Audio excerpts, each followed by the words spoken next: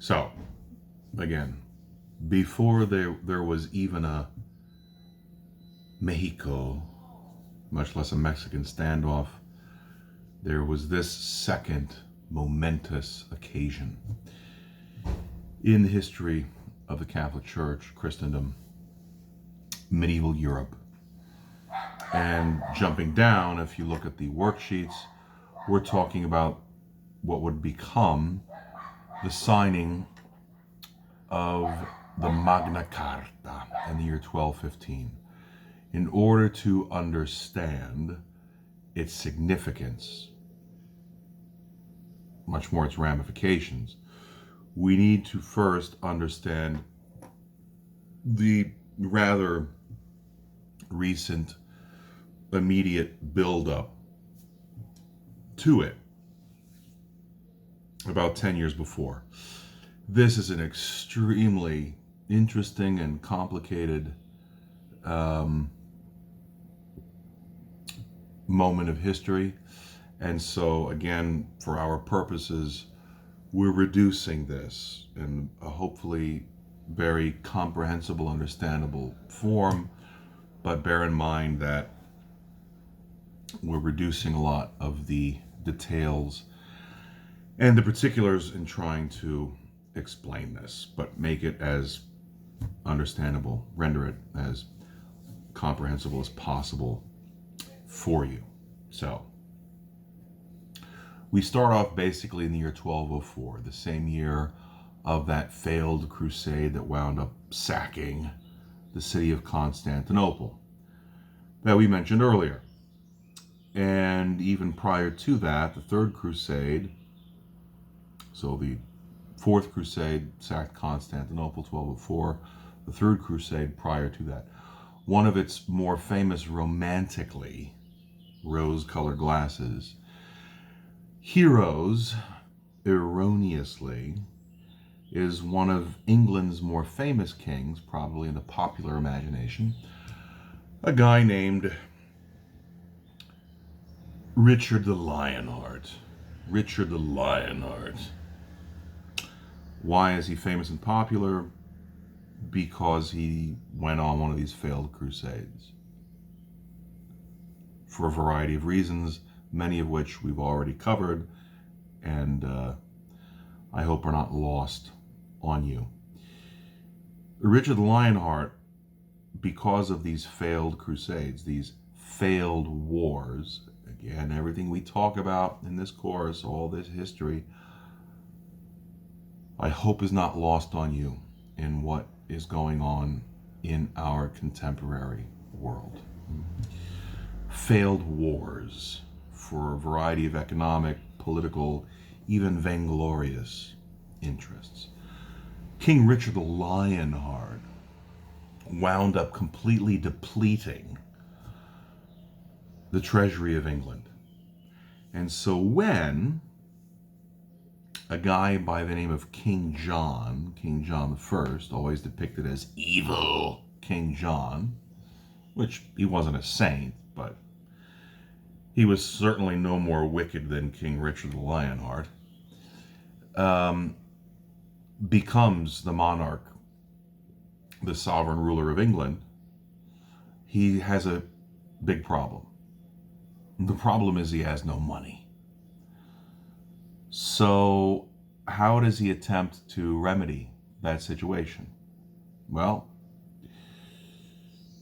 let's go back to lay investiture and simony. Yep, King John I, full throttle,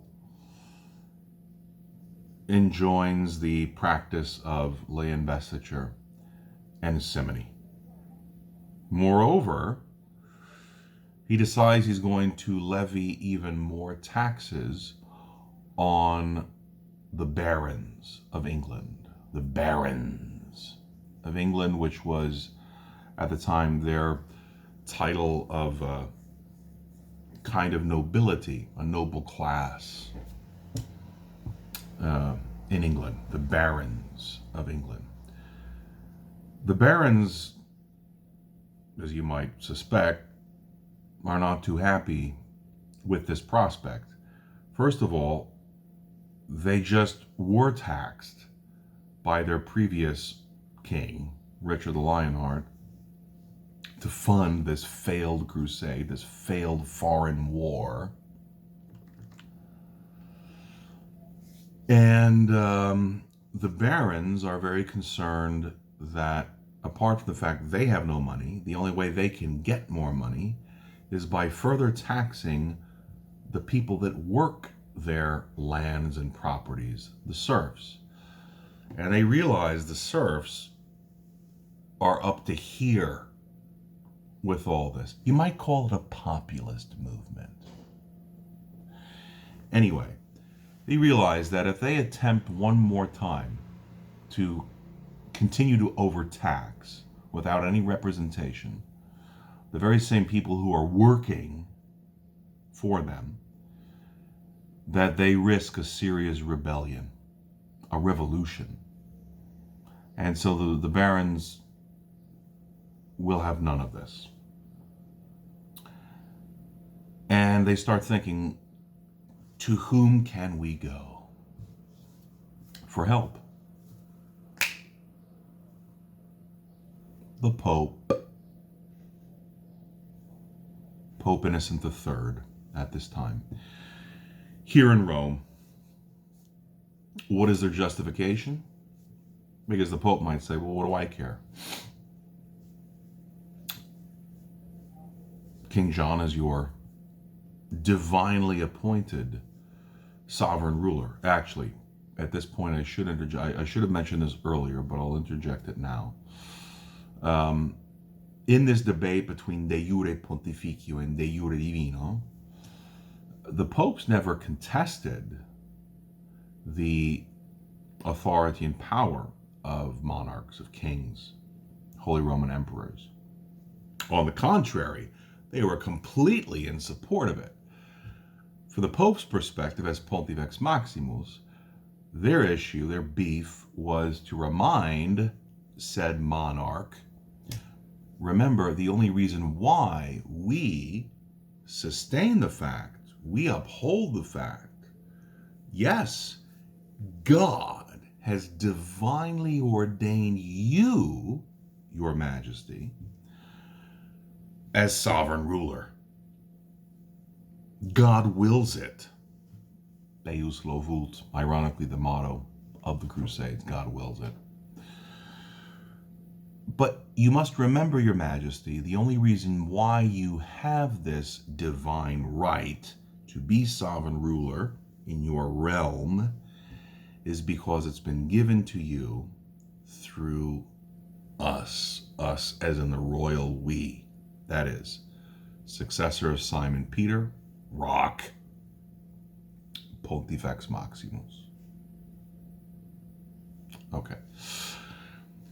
With that said, the barons approach Pope Innocent III and say, we would like you to support us against King John I. We want you to depose him. We want you to not recognize him as the legitimate sovereign ruler of our growing nation state, England. And the Pope says, why should I do that? The barons say, well, you know, or maybe you don't know, Your Holiness, do you know that King John is engaging the practice of lay investiture and simony, and he's not even so much as giving you a kickback? Oh, wow. Yeah, Pope Innocent III says, I didn't know that. Okay, I'm on your side. Moreover, get her done. I'm going to enlist the help of the King of France, Philip II, King Philip II of France. In fact, I will give my sanction for King Philip II of France, as William the Conqueror did a couple of centuries earlier in 1066, to once again cross the North Sea or the English Channel, depending on which side you're on, and invade England. And I will recognize King Philip II of France as the only legitimate sovereign monarch of England. And the barons, of course, go along with this against King John I of England. Well, King John I of England now is in a bit of a pickle, a bit of a bind. Where can King John I, he can't go to France, obviously, not going to get help from the Pope. Where will he go? The Holy Roman Emperor. At this time, a guy named Otto the Fourth, believe it or not.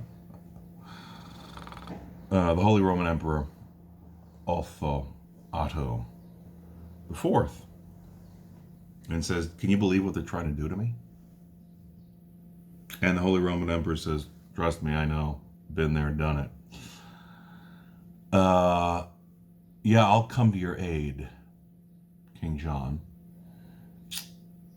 because even though I'm worried about you becoming a rising nation state rivaling power against me, you're in a bad way, and I certainly don't want that to happen sooner rather than later with this King Philip II of France guy.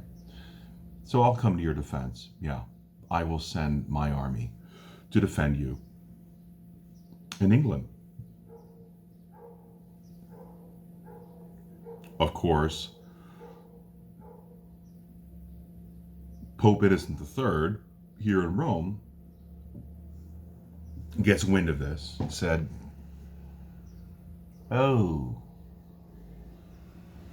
what do you think you're doing?" to the Holy Roman Emperor Otto the Fourth. "Don't you remember what happened with one of your predecessors, Henry IV, back in 1075? He didn't exactly have a coalition of the willing behind him. And I think that you, Holy Roman Emperor Otto IV, are in a bit of a similar situation and predicament. You don't exactly have the full support of the German princes, much less the rest of the Holy Roman Emperor, behind you. So exactly what do you think you're going to accomplish here?" And the Holy Roman Emperor Otto IV responds to Pope Innocent III, "Well, you know what, Your Holiness, you're right. In fact, you don't even have to remind me whom the German princes, or at least a significant faction of them, would like to install in place of me as Holy Roman Emperor. It's a guy named Prince Philip of Swabia. Swabia. I love that word, that name. Pope Innocent III says, "Yeah, I know Philip of Swabia. Yeah, he's a prince. He's your contender to the throne. He's your rival. What happens if I pull a Pope Gregory VII? What happens if I recognize him as the legitimate Holy Roman Emperor in place of you?" And the Holy Roman Emperor Otto IV responds, "Your Holiness, again, you are Your Holiness. You're exactly right. But maybe this slipped by you. Maybe this didn't get into the latest diplomatic pouch that was sent to you at the Lateran Palace in Rome. You know what else Prince Philip of Swabia is, besides being a prince? He's an archbishop."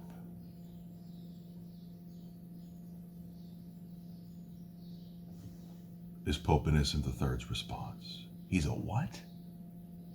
Yeah. He's an archbishop.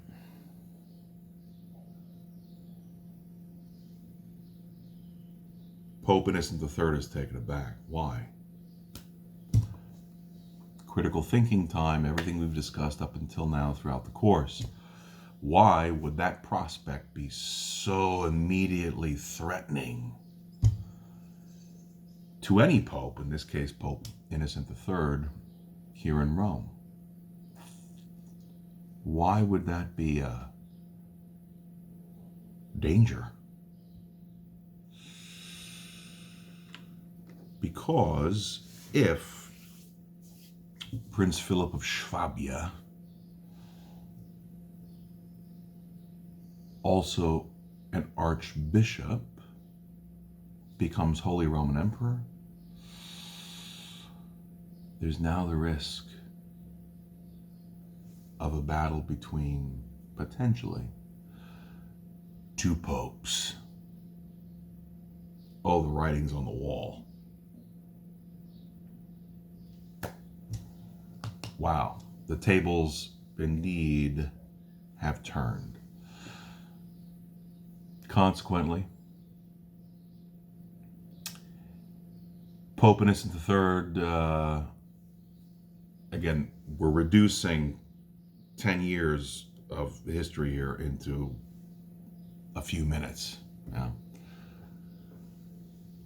In the meantime, Pope Innocent III has managed to get John I to renounce the practice of lay investiture and simony. King John I of England, realizing he's about to be invaded by the King of France, says, okay, I'll stop. Domino effect. Pope Innocent III says, all right, Holy Roman Emperor Otto IV, okay, I get it. I will continue to recognize you as the legitimate Holy Roman Emperor. So please don't invade England. I'm calling off King Philip II of France. I'm withdrawing my support from him. So he's not going to do it, or at least he doesn't have my support to do it. Do I have your guarantee that we'll take care of this Prince Philip of Swabia problem? Holy Roman Emperor Otto IV says, of course. How do they do that? Well, the old-fashioned way. So, they whack Philip of Swabia. He's out of the picture. He's assassinated. Holy Roman Emperor Otto IV withdraws his support from King John I of England. King John I of England has already stopped the practice of lay investiture and simony. The Pope's withdrawn his support from Philip II of France. And in the end, the whole reason this thing started in the first place, who's left with its swinging in the wind, as they say? The barons. They're left out to dry. However, in the meantime, again, 10 years more or less condensed into a few minutes here. In the meantime, among all of these machinations, the barons were able to get King John I of England to sign a document that once it was promulgated, once it was edicted, published, would be, since the expansion of the Islamic Caliphate several hundred years earlier, the greatest cannon shot heard throughout all of medieval Europe, Christendom. 1215, the Magna Charta, the great roadmap, the great charter, the Magna Charta. The barons of England managed to get, force, whatever, King John I of England to sign this. And once news of this gets out, the entire establishment throughout medieval Christendom is aghast. So much so that the very same year, 1215, which we'll return to in the next lecture session, they wind up calling another ecumenical council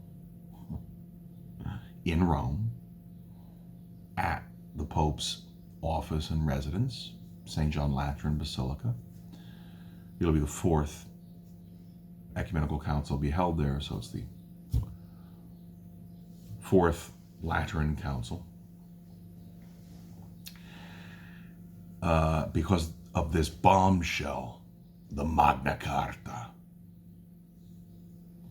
What was so dangerous about the Magna Charta? Well, here we go. For our purposes in this course, 3 points. Number one, this document declares that the monarch, the king, is not above the law, is not super legem. The king is not only not above the law, the king, the monarch, is bound by the law.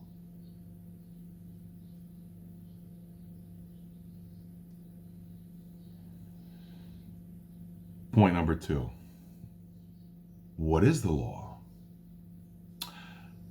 The law is a new invention. In Latin, lex terrae. Lex terrae, lex terrae. The law of the land. The law of the land. The law of the land. This is what will become, as is known in certain more developed countries around the world, as common law and property law, individual freedoms and rights. Lex terrae. That's the law.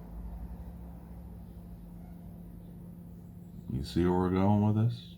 You see why, if you're a monarch, de jure divino, much less the Pope, de jure pontificio, this is looking really, really dangerous.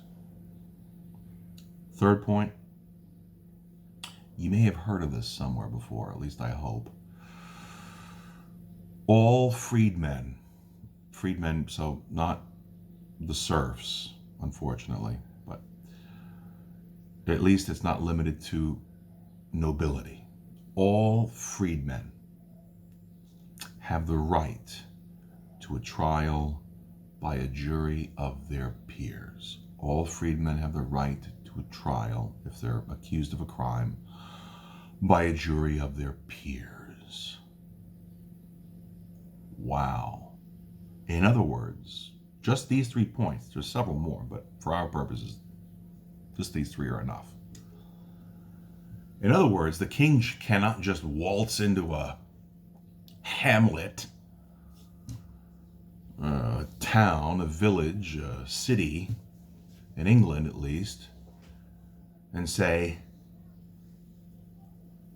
"Off with his head!"